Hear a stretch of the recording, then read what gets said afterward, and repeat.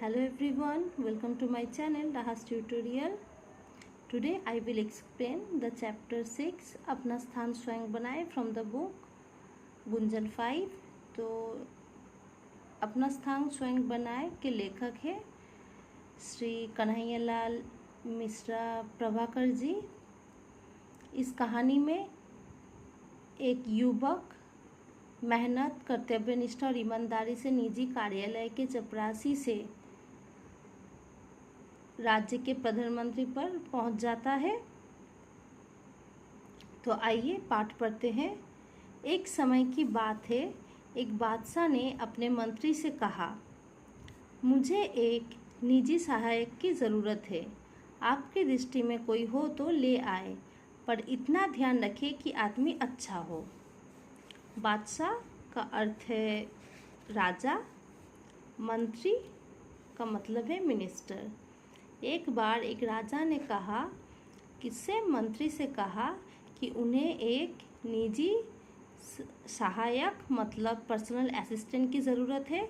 अगर उनकी नज़र में कोई अच्छा आदमी है तो ले आए। बहुत दिनों की जांच पड़ताल के बाद मंत्री को एक आदमी सही लगा। मंत्री ने उसकी नौकरी छुड़वा दी और उन्नति का आश्वासन दे बादशाह के सामने पेश किया। बहुत देर तक तो बादशाह को अपनी बात ही याद न आई। बाद में बोले, हाँ, उस समय शायद कोई बात मन में थी, पर अब तो कोई बात नहीं है। मंत्री ने कहा, हुजूर, मैंने इसे हजारों में से छांटा है और इसकी बढ़िया नौकरी छुड़वा कर लाया हूँ। बादशाह ने ज़रा सोचकर कहा, हमारे पास तो इस समय कोई काम नहीं है, पर तुम बहुत कह रहे हो तो हम अपने निजी कार्यालय में चपरासी रख सकते हैं। वेतन 15 रुपये मिलेगा। तो जांच पड़ताल का अर्थ है खोज, इन्वेस्टिगेशन। आश्वासन का मतलब है एश्योरेंस। उन्नति का मतलब है प्रोग्रेस। मंत्री को बहुत खोजने पर एक आदमी मिला और मंत्री उसकी जॉब छुड़वा दी और उसे ये आशा दी कि राजा के यहाँ तुम्हें बहुत प्रगति मिलेगी, मतलब प्रोग्रेस करोगे। मंत्री उसे राजा के पास ले गया, पर राजा को तो कुछ ऐसा याद ही नहीं था कि वो मंत्री को सहायक ढूंढने के लिए कहा था।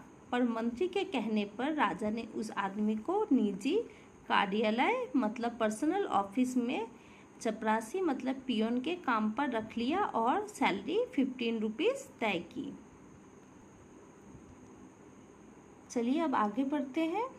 मंत्री को बुरा लगा, पर उस युवक ने कहा, मेरे लिए सबसे बड़ा वेतन ये है कि मुझे अपने बादशाह की सेवा करने का मौका मिलेगा। और वो तैयार हो गया। मंत्री जब उसे कार्यालय में छोड़ने गया तो वहाँ धूल ही धूल थी, क्योंकि बादशाह वहाँ न कभी जाते थे और न काम करते थे। मंत्री दुखी हुआ, पर युवक खुश था। उसने अच्छा स्थान दिलाने के लिए मंत्री के प्रति कृतज्ञता भी प्रकट की। तो मंत्री को ये सुनकर बुरा लगा कि उसे एक चपरासी को नौकरी दिया गया, पर वो युवक आदमी खुश था कि उसे राजा के सेवा करने का मौका मिला। इसीलिए उसने मंत्री का आभार माना कि मंत्री ने उसे इतनी अच्छी जगह नौकरी दिला दी। आभार, कृतज्ञता मतलब ग्रैटिट्यूड। युवक ने लगातार कई दिनों तक उस कार्यालय की साफ सफाई करके उसे शाही कार्यालय का रूप दे दिया। उस कार्यालय में एक छोटी सी कोठरी थी। युवक ने उसकी जांच पड़ताल की तो पता चला कि पिछले कई सालों में बादशाह के पास बहुत से निजी पत्र आए थे। उनके लिफाफों का ढेर भी उस कोठरी में पड़ा था। उनमें से बहुत से लिफाफों पर सोने की पच्चीकारी थी और रत्न जड़े थे। ये वे लिफाफे थे जो विवाह आदि के शुभ अवसरों पर दूसरे बादशाह और अमीर उमरावों के यहाँ से आए थे। युवक ने कारीगर लगाकर सब कीमती सामान लिफाफों से उतरवा लिया और बाजार में बेच दिया। बिक्री से आई रकम में से कुछ रुपया तो उसने बढ़िया फर्नीचर और चित्रादि लगाने में खर्च किए और बाकी सरकारी खजाने में जमा कर दिया। जहाँ वो सामान बिका उसकी भी रसीद ली और जहाँ से ये सामान खरीदा गया उसकी भी। तो यहाँ पर क्या होता है, शाही कार्यालय मतलब रॉयल ऑफिस, रत्न मतलब जेमस्टोन, बहुत ही कीमती महंगे पत्थर, लिफाफे मतलब एनवेलप्स। युवक बहुत मेहनती था। उसने कई दिनों तक उस ऑफिस की सफाई की और उसे एक शाही कार्यालय बना दिया।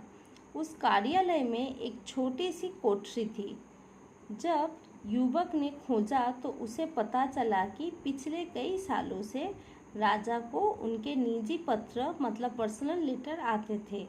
वो सब कोठरी में पड़े थे और उनके कई लिफाफों पर सोने मतलब गोल्ड का काम था और उनमें रत्न लगे हुए थे।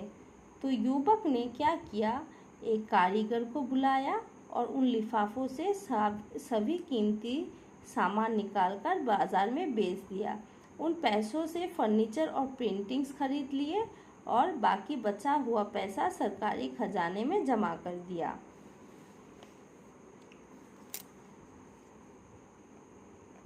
अब ये स्थान सचमुच शाही हो गया। चुगलखोरों ने बादशाह से उसकी शिकायत कर दी कि वो रुपया लूट रहा है। एक दिन बादशाह गुस्से में भरे वहाँ आए तो देखकर दंग रह गए। चुगलखोर मतलब जो हमेशा पीठ पीछे सबकी बुराई करता रहता है, बैकबाइटिंग। दंग एक मुहावरा है जैसे जिसका मतलब है हैरान हो जाना। तो चुगलखोरों ने शिकायत सुनकर जब राजा वहाँ आए तो वहाँ की सजावट देखकर हैरान हो गए। फिर भी उन्होंने तेज आवाज में पूछा, तुमने ये सजावट किसके रुपये से की? यही के रुपये से हुजूर, कहकर उसने रद्दी लिफाफों की कहानी सुनाई और खजांची से गवाही दिलाई कि सामान खरीदने के बाद बचा हुआ रुपया खजाने में जमा किया गया है। बादशाह बहुत खुश हुए और उन्होंने उस युवक को अपने राज्य के वित्त मंत्री बना दिया। दूसरे मंत्री इससे परेशान हुए क्योंकि ना वो बेईमानी करता था न करने देता था। जो भी मंत्रा बादशाह के पास जाता किसी न किसी बहाने उस युवक की शिकायत करता जिससे कि वो बादशाह की नज़रों में गिर जाए।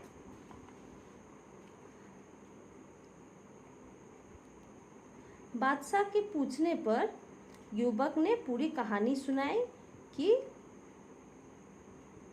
कैसे पड़े हुए बेकार लिफाफों को बेचकर ये सजावट की।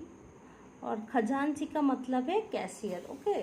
और राजा ईमानदारी देखकर खुश हुए और उसके अपने राज्य के वित्त मंत्री बना दिया। वित्त मंत्री मतलब फाइनेंस मिनिस्टर। पर दूसरे मंत्रियों को ये अच्छा नहीं लगा। जब भी वे बादशाह के पास जाते उस युवक के शिकायत करते ताकि वो बादशाह की नज़रों में गिर जाए। बच्चों, नज़रों में गिर जाना एक मुहावरा है जैसे इज्जत कम हो जाना, घट जाना, ठीक है। एक रात 2 बजे बादशाह ने अपने सेनापति को बुलाकर कहा, हमारे सब मंत्रियों को उनके घरों से उठाकर इस कमरे में ले आओ और हाँ, वे जिस हालत में हो उसी हालत में ले आए लाए जाए। समझ लो हमारे हुक्म को। अगर कोई पलंग पर सो रहा हो तो उसे पलंग सहित ज्यों का त्यों लाया जाए, और कोई कालीन पर बैठा चौपड़ खेल रहा हो तो उसे कालीन समेत लाया जाए। मतलब राजा चाहते थे कि मंत्री जैसे भी हालत में हो फौरन उन्हें ये कमरे में लाया जाए। कोई 1 घंटे में सब बादशाह के बड़े कमरे में आ गए।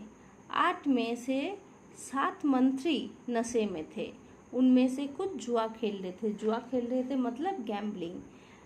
वित्त मंत्री जी एक चौकी पर बैठे दिए की रोशनी में कोई कागज देख रहे थे। सब मंत्री बहुत लज्जित हुए। बादशाह ने वित्त मंत्री से पूछा, जनाब रात के 2 बजे किस कागज में उलझे हुए थे? वित्त मंत्री ने उत्तर दिया, हुजूर दूर के इलाके से इस साल का जो राजकर आया है उसमें पिछले साल से 1 पैसा कम है, इसलिए बार बार देख रहा था कि जोड़ में भूल है या सचमुच पैसा कम है। तो बादशाह ने जो राज्य के वित्त मंत्री है उनसे पूछा कि इस कागज़ पर क्या देख रहे हो? तो जो युवक थे मतलब वित्त मंत्री थे उत्तर दिया, इस साल का जो कर मतलब टैक्स आया है उसमें 1 पैसे की कमी है, इसीलिए वो बार बार देख रहा था कि उसे जोड़ में मतलब काउंटिंग में भूल आया है या सच में पैसे कम आए हैं। बादशाह ने अपनी जेब से 1 पैसा फेंक कर कहा, लो अब हिसाब ठीक कर दो और जाओ आराम करो। वित्त मंत्री ने नम्रता के साथ पैसा वापस करते हुए कहा, हुजूर पैसा तो मैं भी डाल सकता था, पर यदि पैसा कम है और उसके लिए पूछताछ ना हुई तो इससे अफसरों के काम में ढील और उनके मन में बेईमानी पैदा होगी। बादशाह बहुत खुश हुए और उन्होंने उस युवक को अपना प्रधानमंत्री बना लिया। तो बादशाह ने युवक को 1 पैसा दिया और कहा, इसे लो और अपना हिसाब ठीक कर दो। तो युवक ने बहुत ही नम्रता मतलब पोलाइट से कहा, बादशाह से कहा कि पैसा तो मैं भी डाल सकता था, पर पैसा कम होने पर किसी से कुछ पूछना ना गया तो अफसरों का मन में बेईमानी आ जाएगी। युवक बहुत ईमानदार था और ईमानदार व्यक्ति चाहता है कि सब लोग ईमानदारी से काम करें। युवक की बात सुनकर उसका ईमानदारी देखकर बादशाह बहुत खुश हुआ और उसे क्या किया, प्रधानमंत्री बना दिया। प्रधानमंत्री मतलब प्राइम मिनिस्टर। तो बच्चों, तो हमने आज क्या देखा कि किस तरह एक साधारण आदमी चपरासी से वित्त मंत्री और वित्त मंत्री से प्रधानमंत्री बना, और ये संभव हुआ उसकी कड़ी मेहनत, काम की प्रति लगन और ईमानदारी आदि गुणों के कारण। उसके अच्छे गुणों ने ही उसको ऊंचा स्थान दिलाया। इसी तरह अगर आप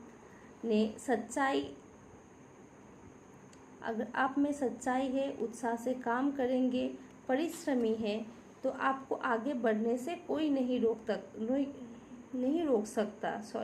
इसी तरह आप भी अपना स्थान स्वयं बना सकते हैं। तो बच्चों, यहाँ तक ही था ये पाठ, और आपको अगर पाठ समझ में आया प्लीज़ लाइक करें, शेयर करें एंड सब्सक्राइब करना ना भूलें, and don't forget to hit the bell icon so you never miss a learning moment.